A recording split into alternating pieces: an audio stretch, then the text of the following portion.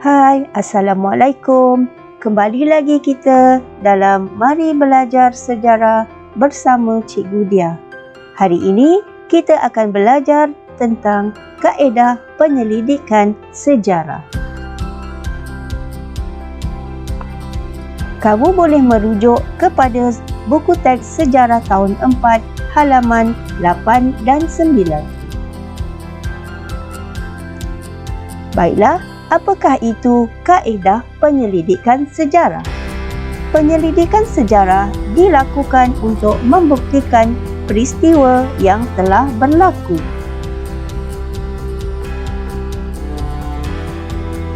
Terdapat 3 kaedah yang boleh digunakan untuk mendapatkan maklumat sejarah, iaitu yang pertama, kaedah arkeologi, yang kedua, kaedah lisan, dan yang ketiga, kaedah bertulis. Apakah itu kaedah arkeologi? Kaedah arkeologi merupakan proses mendapatkan maklumat daripada bahan tinggalan sejarah. Kaedah ini dilakukan melalui proses gali cari, iaitu ekskavasi. Antara bahan-bahan yang ditemui dalam proses cari gali ini adalah seperti kulit siput, fosil, barangan logam dan tembikar. Ini ialah contoh tapak arkeologi yang terdapat di Sungai Batu.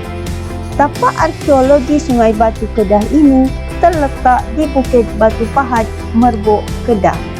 Di sini, tamadun Kedah kuno dicatatkan sebagai tamadun tertua di Asia Tenggara setelah kerajaan Kandis Sumatera. Tamadun ini juga sezaman dengan tamadun Rom dan Yunani. Ini pula ialah rangka Perakmen di Lenggong, Perak. Orang Perak atau Perakmen merupakan rangka manusia tertua yang pernah dijumpai di Malaysia. Tulang rangka Perakmen telah dijumpai pada tahun 1991 di Gua Gunung Runtuh yang terletak di Bukit Kepala Gajah di Lembah Lenggong, Hulu Perak, pada ketinggian lebih kurang 105 meter dari paras laut. Penemuan ini adalah hasil dari penyelidikan yang dibuat oleh Malaysian Archaeology Research Centre USM yang diketuai oleh Datuk Prof. Zuraini Majid dengan kerjasama Jabatan Muzium Malaysia. Selain itu, terdapat juga bidang arkeologi maritim atau dikenali sebagai arkeologi bawah air. Kaedah ini merupakan proses mendapatkan maklumat tinggalan kebudayaan manusia yang terdapat di dasar laut, sungai atau tasik. Contohnya, tapak kapal karam, struktur purba dan juga artifak. Sejarah penyelidikan tapak arkeologi bawah air di Semenanjung Malaysia telah menerusi 3 fasa tertentu, iaitu fasa sebelum kemerdekaan sehingga 1980, fasa JMA 1980 hingga 2005 dan fasa JWN pada tahun 2006 hingga 2019.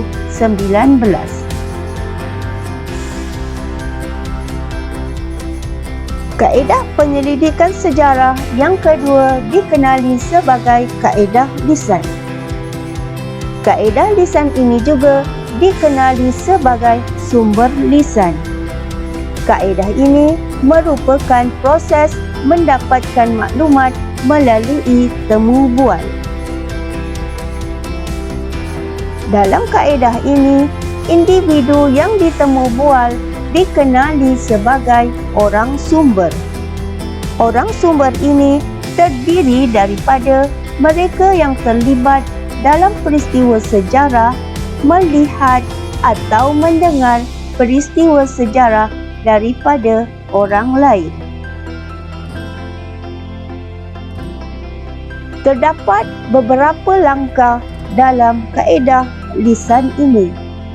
Antaranya yang pertama ialah pengkaji akan mengenal pasti orang sumber dan menyediakan soalan berdasarkan tajuk kajian.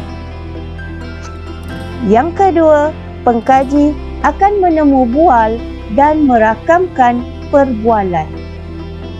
Langkah ketiga, pengkaji akan menyalin rakaman, menyimpan data perbualan dan seterusnya membuat penulisan. Kaedah penyelidikan sejarah yang ketiga ialah kaedah bertulis. Kaedah bertulis ini merupakan proses mendapatkan maklumat daripada tulisan dan lakaran.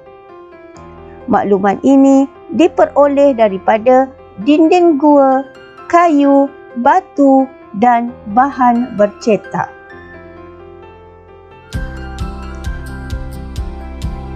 Ini adalah contoh-contoh penyelidikan melalui kaedah bertulis. Antara sumber yang ditemui ialah lukisan pada dinding Gua Tambun, Perak, tulisan pada batu bersurat Terengganu, dan juga tulisan Melayu lama. Terdapat 4 langkah dalam kaedah bertulis. Yang pertama, mengenal pasti sumber sejarah yang tepat. Yang kedua, pengkaji akan mengumpulkan sumber sejarah. Langkah ketiga, pengkaji akan mentafsir maklumat dalam sumber sejarah yang ditemui. Dan langkah keempat, pengkaji akan membuat penulisan.